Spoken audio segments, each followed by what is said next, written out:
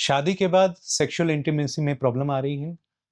आपकी पार्टनर बार-बार कंप्लेन करती है कि उसे सेक्सुअल एक्टिविटी में पेन हो रहा है।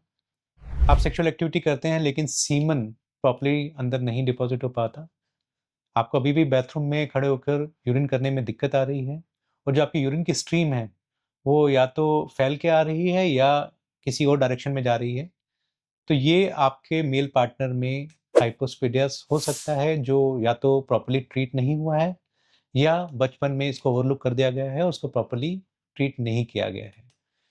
सो मैं आज आपको बताऊँगा कि ये सब प्रॉब्लम किस तरह से हाइपोस्पेडिया से लिंक्ड हैं, कैसे एक हाइपोस्पेडिया जो प्रॉपर्ली ट्रीट नहीं किया गया या उसको ओवरलुक किया गया है, वो आपकी इंटीमेसी, आपके कॉन्फिडेंस और आपकी फर्टिलिटी को अफ़ेक्ट कर सकता है।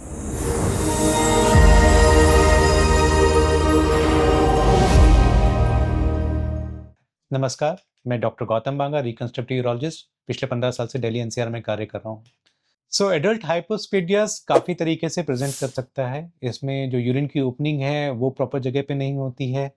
जो पेनिस है, उसकी जो शेप है और उसकी जो कर्वेचर है, वो रहता है।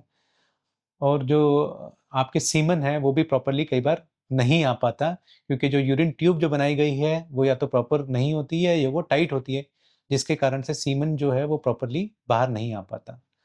हाइपोस्पेडियास एक कंजेनाइटल डिफॉर्मिटी है और अगर प्रॉपर तरीके से इसे बचपन में ट्रीट नहीं किया गया तो इसका इम्पैक्ट आपकी एडल्ट लाइफ में काफ़ी हद तक पड़ सकता है, जो ना सिर्फ आपके कॉन्फिडेंस को बट आपकी मैरिड लाइफ और आपकी इंटीमेसी और साथ साथ आपकी फर्टिलिटी को भी अफेक्ट कर सकता है।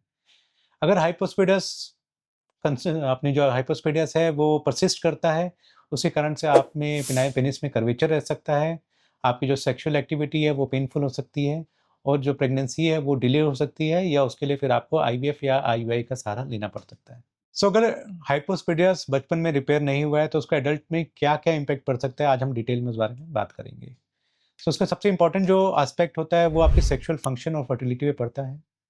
इसमें आपका जो इंटरकोर्स है वो या तो डिफ़िकल्ट हो सकता है, अगर आपका कर्वेचर बहुत ज़्यादा है तो आप सेक्सुअल एक्टिविटी नहीं कर सकते हैं, या जो इंटरकोर्स आप करते हैं वो पेनफुल होता है, पार्टनर कंफर्टेबल नहीं होता और बार-बार वो इस बारे में कंप्लेन करता है और कहीं न कहीं फिर आप सेक्सुअल एक्टिविटी या इंटीमेसी बनाने में झिझकते हैं या आप डरते हैं और आपका पार्टनर भी कहीं न कहीं इस चीज़ को अवॉइड करना चाहता है।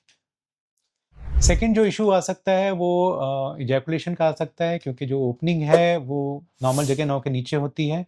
जब आप सेक्सुअल एक्टिविटी करते हैं तो उसके ख़त्म होने पे सेक्सुअल एक्टिविटी के एंड में जो सीमन है वो प्रॉपर जगह ना डिपॉज़िट होके बाहर ही गिर जाता है, जिसके कारण से पेशेंट में डिससैटिस्फैक्शन भी आ सकता है, पार्टनर में डिससैटिस्फैक्शन भी आ सकता है और साथ ही साथ जो फर्टिलिटी है वो भी अफ़ेक्ट हो सकती है। इसका एक मेजर इम्पैक्ट ये पड़ता है कि बिकॉज़ सीमन प्रॉपर जगह पे डिपॉज़िट नहीं होता, प्रेगनेंसी भी डिले होती है और जो सीमन की क्वालिटी है, वो भी अफ़ेक्ट हो जाती है, जो आगे आ जाके आपकी फर्टिलिटी को इम्पैक्ट करती है।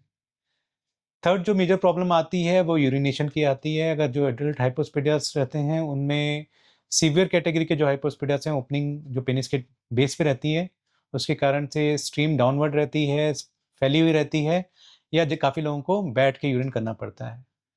वो पब्लिक टॉयलेट में जाने से घबराते हैं, एम्बैरेसमेंट फ़ील करते हैं और साथ ही साथ उनमें एक शेम, एंग्ज़ायटी और लो कॉन्फिडेंस का एलिमेंट भी रहता है।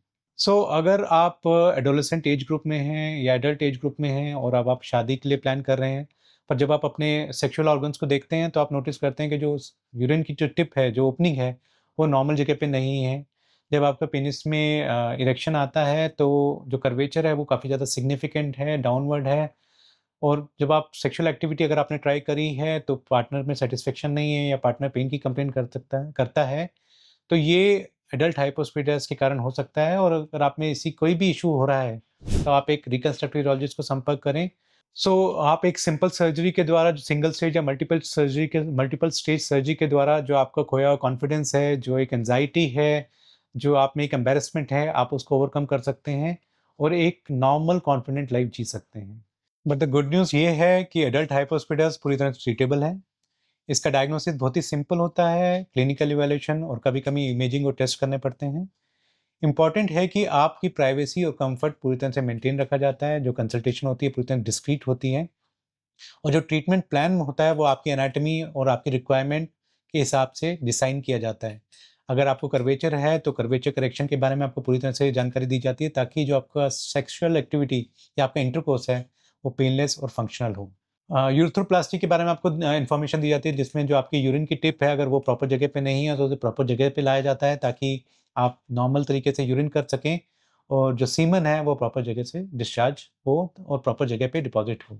सो जो एडल्ट हाइपोस्पेडियस है उसका जो मेन गोल है वो हमारे लिए बिल्कुल क्लियर होना चाहिए कि जो पेनिस है वो पूरी तरह से स्ट्रेट होना चाहिए। जो यूरिन की ओपनिंग है वो टिप पे होनी चाहिए ताकि आप आराम से खड़े होकर यूरिन कर सकें। जो सेक्सुअल एक्टिविटी है वो बिल्कुल पेनलेस हो और आपकी जो फर्टिलिटी के चांसेस हैं वो पूरी तरह से इम्प्रूव हो जाएं। सो एडल्ट हाइपोस्पेडिया से रिलेटेड मैं 2 मिथ बहुत क्लियर करना चाहूँगा। सबसे पहला कि हमारी उम्र निकल गई है, अब रिपेयर कराना पॉसिबल नहीं होगा। ये बहुत ही गलत बात है। एडल्ट हाइपोस्पेडिया किसी भी एज में करेक्ट हो सकता है और उसके बाद आप एक नॉर्मल सेक्सुअल लाइफ, एक कॉन्फिडेंट लाइफ जी सकते हैं।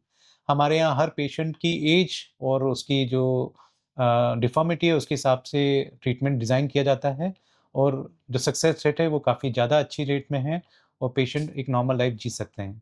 दूसरा मिथ है कि अगर एक बार सर्जरी कराई और वो फेल हो गई तो दोबारा सही नहीं हो सकती है। ये भी एक बहुत गलत धारणा है क्योंकि हम लोग हमारे जो सेंटर है यूपीएस वहाँ पे रीडू केसेस बहुत फ्रीक्वेंटली किए जाते हैं। जो हमारी टेक्निक्स हैं वो स्टेट ऑफ द आर्ट हैं और at par with all the big hospitals जो हाइप हॉस्पिटल से डील करते हैं ऑल ओवर द वर्ल्ड। और हमारी जो टेक्निक्स और हमारे स्किल्स हैं उसके द्वारा हम किसी भी एज में एक नॉर्मल फंक्शनिंग पेनिस प्रोवाइड कर सकते हैं पेशेंट को ताकि वो एक नॉर्मल सेक्सुअल लाइफ जी सके। तो अगर आप पेनफुल सेक्स, अपने penile curvature, ejaculation issues, infertility या यूरिन पास करने की प्रॉब्लम से फेस कर रहे हैं या जूझ रहे हैं तो बेहिचक हमारे से संपर्क करिए। किसी भी तरह की शेम, एंजाइटी में जीने की कोई ज़रूरत नहीं है। हम नहीं चाहते कि कोई भी पेशेंट इस तरह से अपनी लाइफ को जिए और हमारी जो टीम है उनका एक ही गोल है कि जो भी पेशेंट है उसको प्रॉपर ट्रीटमेंट प्रोवाइड किया जाए ताकि वो अपनी जो एडल्ट लाइफ है वो पूरे कॉन्फिडेंस और पूरे जो सेक्सुअल एक्टिविटी है पूरे कॉन्फिडेंस के साथ कर सके और एक हेल्दी लाइफ जी सके। Thank you.